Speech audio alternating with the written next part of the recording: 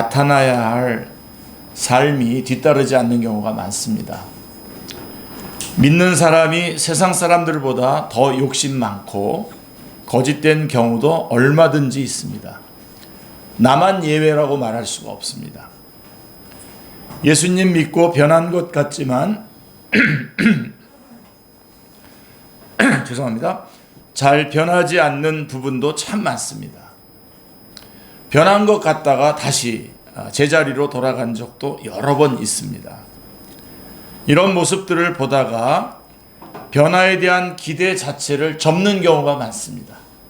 그래서 이제 믿음은 믿음이고 또 삶은 삶이고 현실은 현실이고 그러면서 접는 경우도 많습니다. 그러나 성경은 우리에게 그렇게 말하지 않습니다.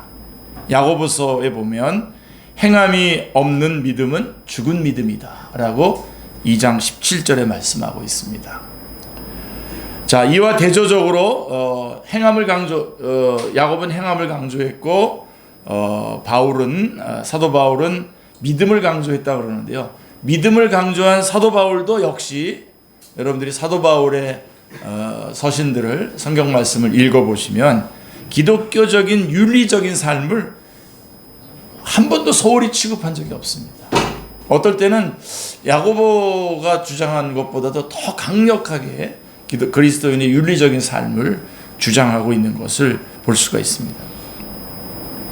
만약 믿는 사람에게 믿음과 삶이 분리되면 어떤 일이 일어날까요? 자, 먼저 교회가 무너지게 됩니다. 사람 사이의 관계를 윤리와 떼어놓고 생각할 수 없습니다. 윤리 문제가 해결되지 않으면 관계가 파괴되고 결국 교회라고 하는 신앙 공동체도 함께 무너지게 되는 것입니다. 더 나아가 윤리적인 삶이 뒤따르지 않으면 선교에 크게 지장을 받습니다. 그런 무너진 교회를 통해서 선교가 될 리가 없죠. 또 믿는 사람이 부도덕한 삶을 살게 되면 그만큼 전도의 길이 막히는 것입니다. 여러분하고 가까운 사람들이 예수님 안 믿으면요, 여러분 한번 여러분을 체킹하셔야 됩니다. 네. 제가 왜 이렇게 좋아하죠? 예, 저의 가장 가까운 사람들, 여러분들이 생각할 때 여러분이 옆에 가장 가까운 사람들이 예수님을 아직 믿고 있지 않다면 바로 이런 문제가 대두가 되는 거죠. 세상에 있는 사람들은 그리스도인이 보여주는 그리스도상 이상의 그리스도상을 그릴 수가 없다 이겁니다. 그래서 세상에 있는 사람들은 우리 그리스도인에게 만족을 해야 그리스도에게로 들어오게 되어 있습니다. 반대로 얘기하면 우리 그리스도인에게 실망을 하게 되면 예수님에게도 실망을 하게 되는 거죠. 그래서 예수님을 안 믿게 되는 것입니다. 뭐 가끔씩 이렇게 둘러앉아서 우리 성경 공부할 때 먼저 좀 자기 간증들 하고 그러실 때 어떤 분들 우리 집은 너무나 핍박이 심해가지고 제가 뭐 이렇고 저렇고 이제 얘기하시는 분들이 있는데 가만히 잘 뒤집어서 들어보면 그리스도인의 삶을 집안에서 잘 못 사는 거 아닙니까? 그렇게 생각할 수도 있습니다.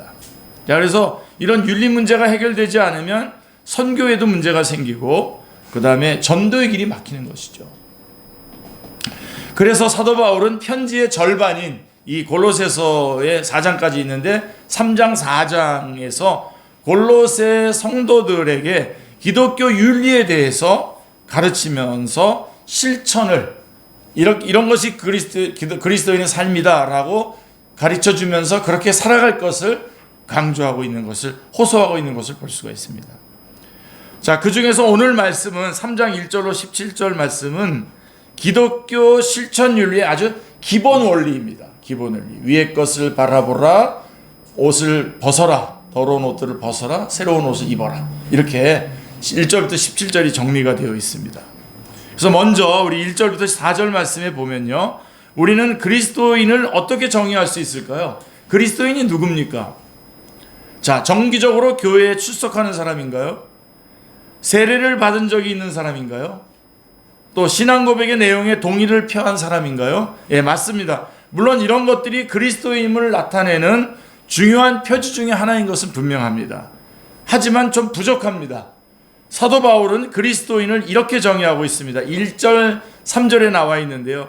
그리스도인은 그리스도와 함께 죽고 그리스도와 함께 다시 살리심을 받은 사람이다 라고 말씀하고 있습니다.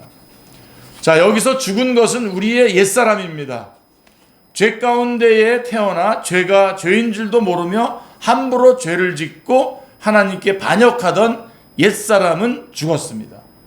심판과 저주를 받아서 영원한 형벌에 처할 수밖에 없던 옛사람은 죽었습니다. 그리고 그리스도와 함께 새 사람으로 거듭났습니다. 이제는 더 이상 심판과 저주 아래 있지 않고 새 사람 안에는 하나님께서 선물로 주신 영원한 생명이 있습니다. 아멘. 우리가 예수 그리스도 안에 있는 영생을 소유했다는 사실을 여러분 믿습니까? 우리에게 영원한 생명. 자, 그런데 3절 말씀에 보시면, 오늘 3장 3절 말씀에 보시면, 너희 생명이 그리스도와 함께 하나님 안에 감추어졌음이라 라고 이렇게 말씀하고 있습니다. 여러분들이 이 말씀을 어떻게 보셨습니까? 자, 영생이 우리 안에 있다는 사실이 은폐되어 있다고 하는 것입니다. 그 여러분들 그냥 이렇게 보면은 영생을 가지고 계신 분인지 아닌지 알 수가 없어요. 은폐되어 있다는 겁니다. 감추어져 있기 때문에 다른 사람들이 우리의 겉모습을 보고 당신 안에 영생이 있군요 라고 알 방법이 없습니다.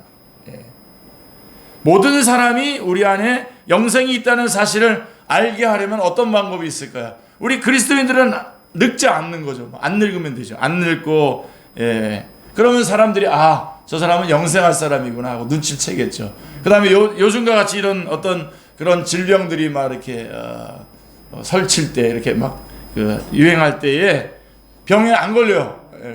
그리스도인들은 병에 안 걸린다면 저 사람은 영생을 받을 수 있는 능력이 우리와 다르구나 라고 이렇게 볼 수 있겠죠. 근데 여러분, 현실은 어떻습니까?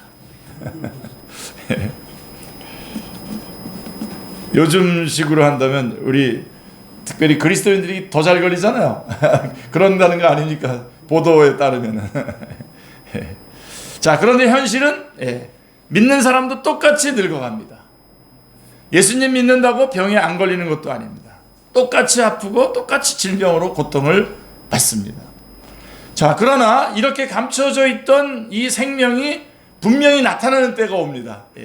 우리는 그때를 기다리고 있는 거죠. 그때가 언제입니까? 4절 말씀에 보면 우리의 생명이신 그리스도께서 나타나실 때에 그때에 너희도 그와 함께 영광 중에 나타나리라. 주님 재림하실 때 우리가 영생 얻은 자라고 하는 것이 바로 예수님이 재림하실 때입니다. 그때가 되면 늙지도 않고 병에 걸리지도 않고 영원히 죽지 않을 새로운 몸, 신령한 몸을 입게 될 것입니다. 그때는 우리가 영생을 가진 사람임을 누구나 다 알게 될 것입니다. 자, 그러면 이제 뭐 그거는 이제 여러분들이 사실을 알려드리는 거고, 자, 그러면 이제 그때까지는 우리 안에 있는 생명이 꽁꽁 감춰진 상태로 있을 수밖에 없을까요? 그럼 그대로 그냥 안 드러나는 겁니까? 끝까지? 이 땅에 살아가면서 주님 오실 때까지? 자, 우리 안에 영생이 있음을 드러낼 방법이 없을까요? 있습니다. 있습니다. 믿는 사람의 삶을 통해서, 말과 행실을 통해서 드러낼 수 있습니다. 오늘 말씀의 초점, 핵심입니다. 이 부분이. 분명 땅에 발을 딛고 서 있지만 하늘의 향기가 나는 사람이 있습니다. 우리 한번 보시죠. 옆에 우리 정균 집사님. 워낙 우리 정균 집사님 워낙 깨끗하시고 워낙 향기로우셔서 그러시겠지만 저를 보면서 저한테 참 괜찮은 착하다고 그랬어요.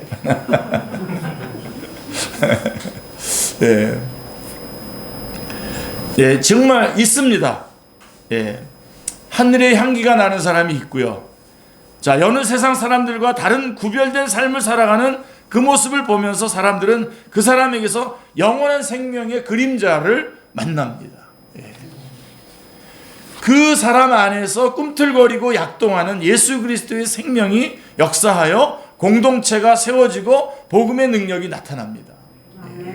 자, 제가 늘 좋아하는 한 분 목회자의 고백입니다. 저에게는 잊을 수 없는 중학교 때의 영어 선생님이 한 분 계십니다.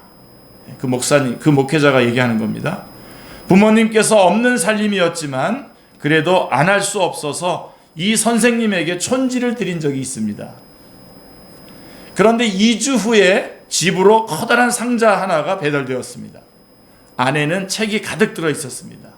알고 보니 선생님이 촌지로 받은 돈으로 고스란히 책을 사서 저희 집으로 보내신 것이었습니다.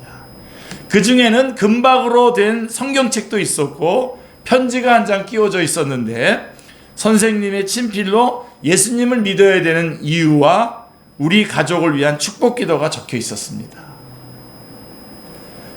이 중학교 때인데 이 목회자가 저는 큰 충격과 감동을 받았습니다. 예수님 믿는 사람은 뭔가 다른 구석이 있구나 하는 것을 처음 느꼈습니다. 그렇죠. 이 감동입니다.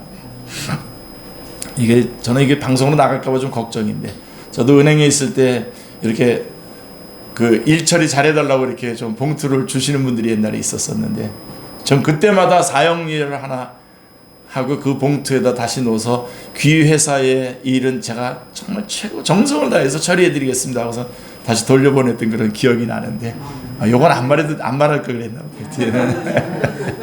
바로 아까 이 선생님, 중학교 이 영어 선생님, 우리는 성도들 안에서 예수님 안에 있는 생명의 능력을 경험하고 있습니까? 이것이 우리가 땅의 것을 생각하지 말고 위의 것을 찾아야 하는 이유인 것입니다. 주님께서는 우리가 예수 그리스도 안에 있는 생명을 나타내는 삶을 살기를 원하십니다. 이것은 쉽게 저절로 되지 않습니다. 제가 오늘 말씀드리고 싶은 부분이 이 부분입니다. 여러분, 이 부분 꽉 잡으시고 이해가 되시면 그 뒷부분은 여러분 주무셔도 좋습니다. 자, 못 주무시게 됩니다. 이거 이해하게 되면. 자, 쉽게 저절로 되지 않습니다. 이 땅의 중력이 우리를 계속 끌어당겨서 위를 향하지 못하게, 위를 바라보고 위를 향해서 가려고 하는 걸 이 땅의 중력이 계속 잡아당깁니다. 잡아내립니다. 못하도록 하기 때문입니다. 여러분, 우주선이 대기권 밖으로 우주 공간으로 나가기 위해서는 거대한 추진체의 그 연료를 소모해야 하듯이 우리가 예수님께로 가까이 나아가기 위해서는 열정과 끈기를 가지고 힘써서 추구해서 나가야 됩니다. 힘써서 끊어내고 힘써서 그쪽을 향해서 나가야 됩니다. 그냥 보통으로 살면은요, 그냥 이 땅에 그냥 살게 됩니다. 보통으로 그냥 살게 되면요. 아무리 이 일이 어렵더라도 이미 우리가 가진 영원한 생명 때문에, 우리 안에 영원한 생명이 있기 때문에 결코 포기할 수 없는 겁니다. 그쪽으로 우리는 달려나가야 됩니다. 자, 그래서 위의 것을 우리가 찾아야 되는 것이죠. 그리고 이제 5절부터 11절에 보면은 이제 우리가 그러면 벗어버려야 될 옷이 있습니다. 벗어버려야 될 옷. 사도 바울은 먼저 믿는 자들이 반드시 버려야 할 땅의 것이 무엇인지를 언급해 주고 있습니다. 5절에 보면 5가지가 나오는데요. 그러므로 땅에 있는 지체를 죽이라. 곧 음란과 부정과 사욕과 악한 정욕과 탐심입니다. 탐심이니 탐심은 우상숭배니라 라고 말씀하고 있습니다. 이 음란과 부정과 사욕과 악한 정욕과 탐심은 모두 다 우리의 마음속에서 일어나는 것들입니다. 삶과 행동에서 문제가 드러나기에 앞서서, 삶의 현장에서 문제가 드러나기에 앞서서 먼저 우리의 마음속에서 가득한 우리의 욕망과 탐심이 문제라고 하는 것입니다. 욕망 자체가 죄가 아닙니다. 여러분, 욕구나 욕망이 없이 우리가 어떻게 삶을 영위할 수 있겠습니까? 문제는 선을 넘는 무제한의 욕망 추구가 문제인 겁니다. 그 욕망의 대상이 성이 될 수도 있고 돈이 될 수도 있습니다. 나중에는 필요를 넘어서 욕망 그 자체에 질질 끌려다니는 상태까지 이르게 됩니다. 욕망의 지배를 받는 욕망의 노예가 되는 것입니다. 그래서 사도 바울은 탐심은 우상숭배라고 했습니다. 탐심은 우상숭배다. 사도 바울은 이것을 땅에 있는 지체라고 말씀하고 있어요. 땅에 있는 지체. 땅에 있는 지체라고 해요. 지체라고 하는 것은 뭘 말하는가? 몸의 일부라는 겁니다. 왜 굳이 지체라는 표현을 썼을까요? 이런 정욕과 죄송합니다.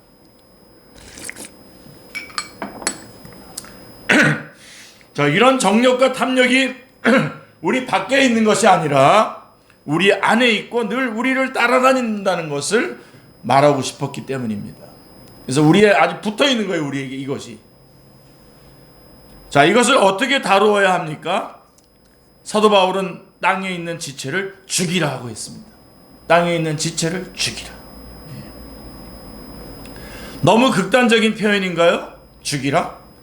그렇지 않습니다. 여러분, 사람 몸 안에 있는데 반드시 제거해야 될 것이 뭡니까? 사람 몸 안에 있다면 반드시 제거해야 되는 게 뭐죠? 종양이죠. 악성 종양입니다.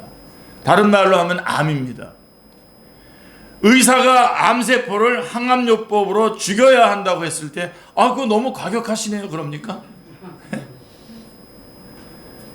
당연히 죽여서 뿌리까지 다 없애버려야 한다고 생각합니다. 바로 그 말씀입니다. 땅에 있는 지체 역시 반드시 철저하게 죽여야 합니다. 이것들로 말미암아 하나님의 진노가 임하기 때문입니다. 6절 말씀에 보면 이런 것들을 죽이지 않으면 하나님의 진노가 임한다고 말씀하고 있습니다. 자, 여러분 교부 어거스틴 아시죠? 어거스틴이 한때 사생활을 낳고 이단 종교를 마니교 같은 이단 종교를 추구하는 사람이었지 않습니까? 자, 그러다가 암브로시우스 주교를 만나게 되고 회개하고 예수님을 영접했습니다. 그러나 좀처럼 방탕했던 옛 생활을 청산하지 못하고 있었습니다. 그러던 어느 날 정원에 나갔다가 이웃집 아이들의 노랫소리를 듣게 됩니다. 담장 너머에서 들리는 이웃집 아이들의 노랫소리가 들렸는데 노랫소리가 뭐냐면 집어라 읽어라입니다. 집어라 읽어라. 그래서 즉시 집에 들어가서 성경책을 펴고 제일 먼저 눈에 띄는 곳을 읽었는데 그게 바로 로마서 13장 13절 14절 말씀입니다. 아마 띄워주실까요? 자, 낮에와 같이 단정히 행하고 방탕하거나 술 취하지 말며 음란하거나 호색하지 말고요, 다투거나 시기하지 말고 오직 주 예수 그리스도로 옷 입고 정욕을 위하여 육신의 일을 도모하지 말라. 이 말씀을 읽은 거예요. 그냥 정원에 있다가 그 담장 너머로 아이들이 부르는 노래, 이 집어라 읽어라라고 하는 그걸 듣고 빨리 방에 들어가서 성경책을 펴고 읽었는데 그게 바로 로마서 13장 13절 14절 말씀이라는 겁니다. 그는 이 말씀에 감동을 받았습니다. 이후 방탕과 술 취함과 음란과 호색에 죄악된 옷을 훌훌 벗어버리고 예수 그리스도로 옷 입고자 애쓰게 되었습니다. 자, 한 번은 이제 길을 가다가 이전에 사귄 적이 있었던 한 여인이 어거스틴에게 윙크를 합니다. 옛날에 사귀었었으니까요. 이때 그는 본 척도 하지 않고 지나갑니다. 그러니까 이 여자가 막 달려와가지고 어거스틴 왜 모른 채 해요? 그런 거죠. 그랬더니 그때 어거스틴이 한 말이 뭐냐면요, 당신이 알고 있는 어거스틴은 이미 죽었습니다. 자, 어거스틴이 이렇게 말한 것은 주님께서 이미 옛사람에 대해서 사망 선고를 내렸다는 것을 잘 알았기 때문입니다. 땅의 지체를 죽이는 것이 결코 쉽지 않습니다, 여러분. 그러나 방사선으로 암세포를 죽이듯이 하나님의 말씀의 빛이 우리 내면에 임하면 땅의 지체를 죽일 수 있습니다. 말씀을 여러분께서 말씀을 사모하시고 말씀과 함께 하실 때에 그 말씀의 빛이 우리 내면에 임하면 그 땅에 있는 지체를 죽일 수 있습니다. 그리스도의 생명이 우리 안에 힘있게 역사할 때에 우리는 옛사람을 벗고 새사람을 입을 수 있습니다. 자, 그런데 만약에 옛사람을 벗지 않으면 어떤 결과를 낳게 될까요? 8절에 보면 분함과 노여움과 악의와 비방과 너희의 입에 부끄러운 말을 이라고 언급하고 있습니다. 그리고 9절에는 뭐라고 되어 있습니까? 거짓말입니다. 거짓말을 언급합니다. 둘 다 언어 생활과 관계, 8절 9절에 보면 언어 생활과 관계된 것들입니다. 언어 생활과. 자, 새 사람을 입었는가 아니면 아직 옛 사람을 벗지 못했는가라고 하는 그 사람의 언어 생활을 보면 알 수가 있습니다. 그 사람의 언어 생활.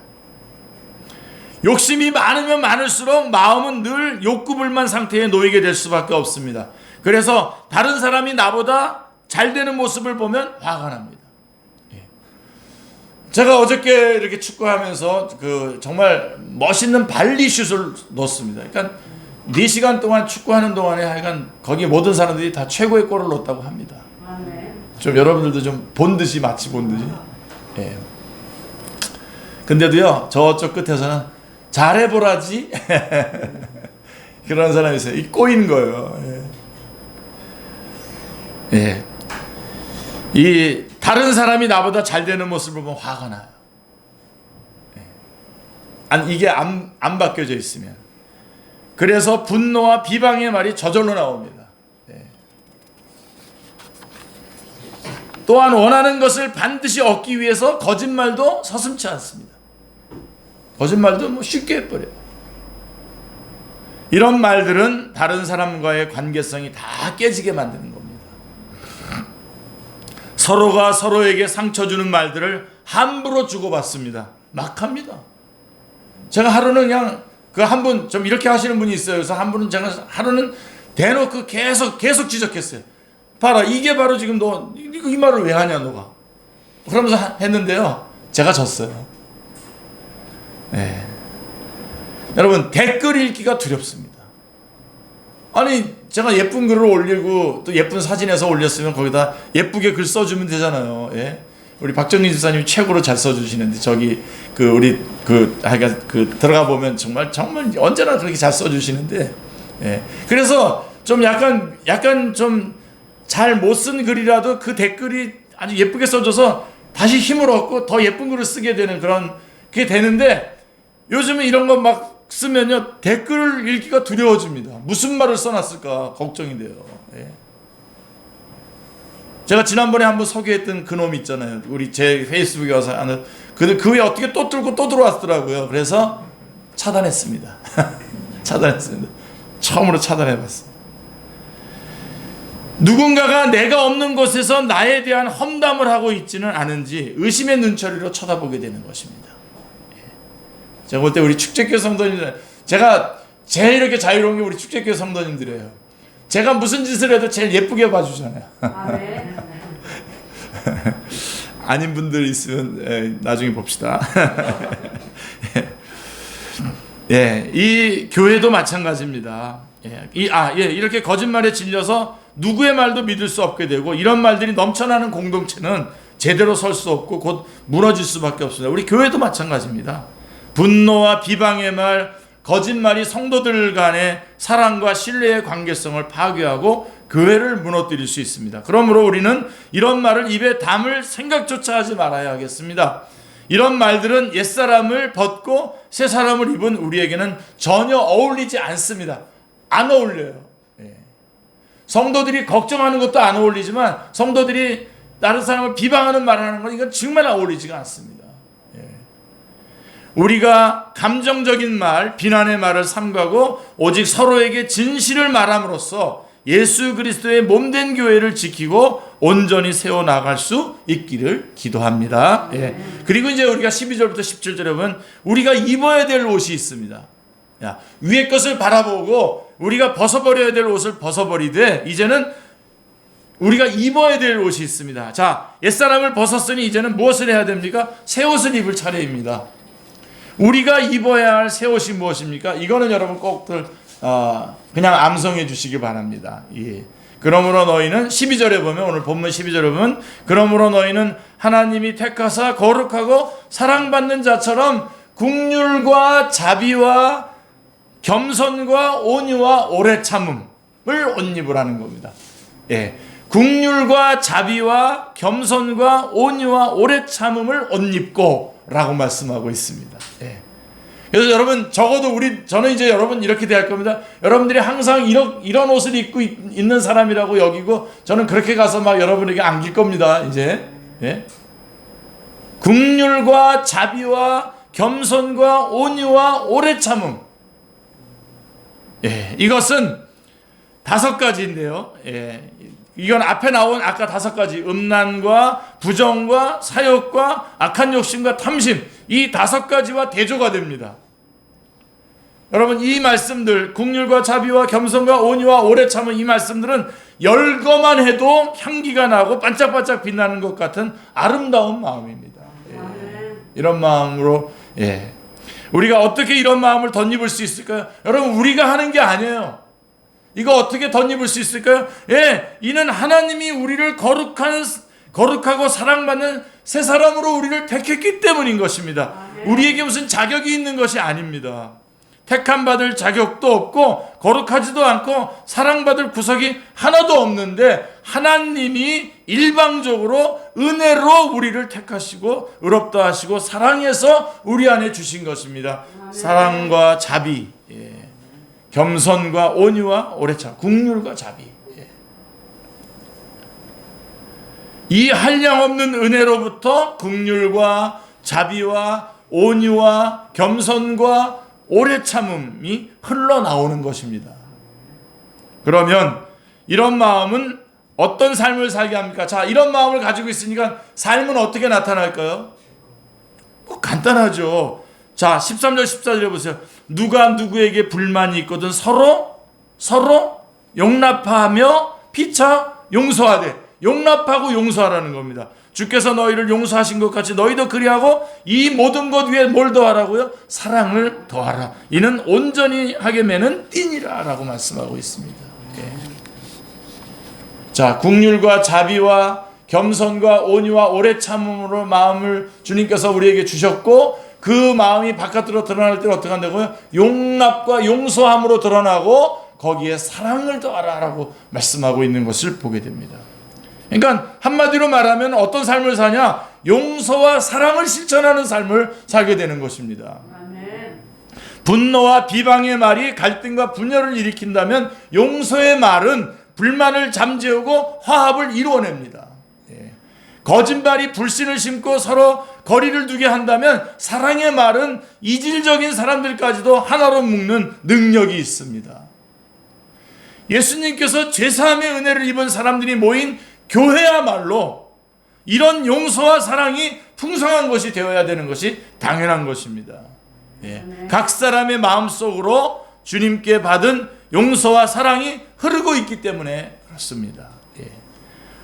우리 가운데 용서와 사랑이 흘러넘쳐 그리스도 안에서 하나된 공동체를 이루어갈 수 있기를 기도합니다. 자, 그래서 이제 그럼 우리가 해야 될 것이 뭐냐? 마지막으로 우리가 힘써야 될 것. 자, 정리할게요. 긍휼과 자비와 겸손과 온유와 오래 참음으로 우리의 마음이, 그래서 이것이 드러날 때의 삶으로 어떻게 되냐면 용납과 사랑으로, 용서와 사랑으로 드러나는데, 이런 것을 계속 이러한 삶을 살 수 있도록 어떻게 해야 되느냐? 우리가 뭘 추구해야 되느냐? 14, 15절, 16절, 17절이 3가지를 얘기해 주고 있습니다. 첫째로 평화를 만드는 사람이 되어야 됩니다. 15절에 보세요.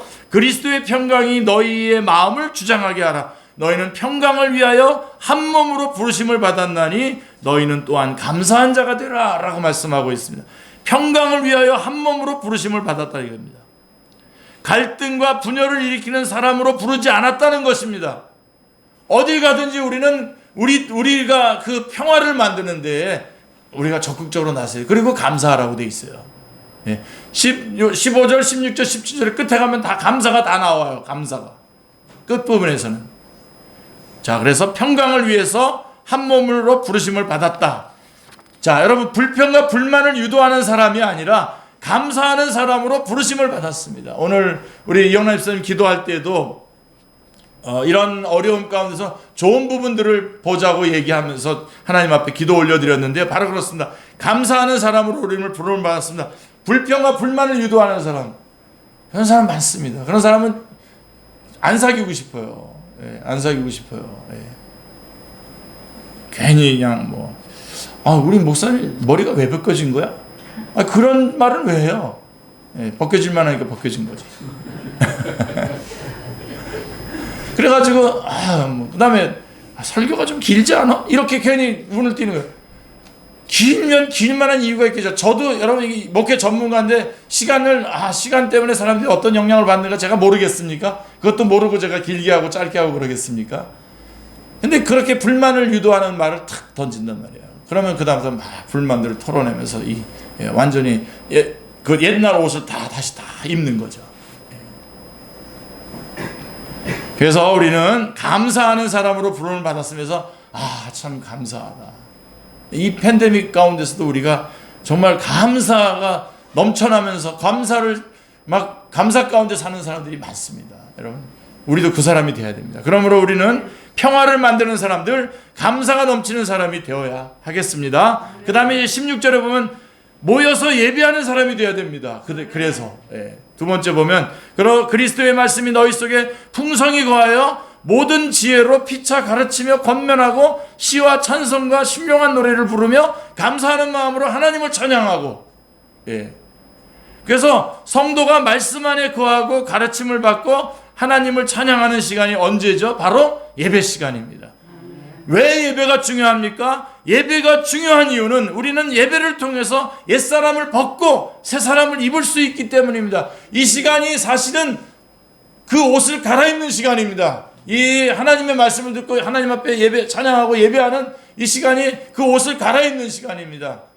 더 구체적으로 말하면 목욕하는 시간입니다. 우리의 옛사람을 다 씻어내고 깨끗하게 목욕하는 시간과 같은 것입니다. 한마디로 예배 시간은 옷을 갈아입는 시간이라고 정의할 수 있습니다. 옷을 오랫동안 갈아입지 않으면요, 나중에는 몹시 더러워지고 냄새가 납니다. 이처럼 예배를 통해 빨래를 해도 잘 안 돼요. 오래 입다가 다시 빨면요. 이처럼 예배를 통한 갱신의 경험이 중단되면 우리의 마음이 죄로 오염이 되어 더러워지게 되는 것이죠. 그래서 여러분, 모이기에 힘쓰고 예배 가운데 여러분 해야 됩니다. 그래서 이 비대면 이런 시기에 우리가 위기가 바로 그겁니다. 자, 그러나 예배 가운데 말씀 안에서 충만하게 거하는 것은 마치 목욕을 하는 것과 같습니다. 마음이 깨끗해지고 새로워지는 것이죠. 성도의 교제로 서로 성도의 교제를 통해서 새 힘을 얻고요.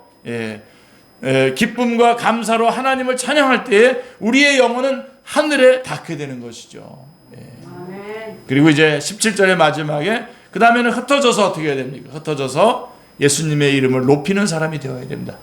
17절 또 무엇을 하든지 말에나 일에나 다 주 예수의 이름으로 하고 그를 힘입어 하나님 아버지께 감사하라. 자, 예배를 드린 후에 우리는 가정으로 직장으로 세상 속으로 흩어집니다.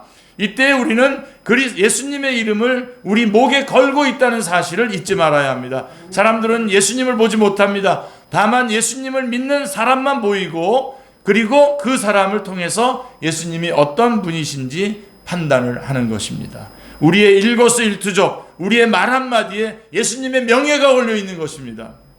복음에 합당한 삶, 믿음과 실천이 일치하는 삶, 땅의 것이 아니라 하늘의 것을 추구하는 삶을 살 수 있기를 기도합니다. 우리가 삶으로 예수님의 이름을 존귀하게 하고 하나님께 영광을 돌릴 수 있는 사람들이 되시기를 기도합니다. 기도하겠습니다. 하나님 아버지, 오늘도 저희들을 불러주시고 주님을 예배하게 하여 주시고 귀한 말씀 듣게 하여 주시니 감사합니다. 하나님, 이제 주님의 말씀을 들었사오니 이제 저희 안에 있는 그 긍휼과 자비와 겸손과 온유와 오래 참음으로 용서하고 용납하고 사랑하는 삶을 살아가게 하여 주시고 화평을 힘쓰고 또 예배를 힘쓰고 나아가서 주의 복음을 전하는 일에 힘쓰는 저희들이 다 되게 하여 주옵소서. 주 예수 그리스도의 이름으로 기도드리옵나이다. 아멘.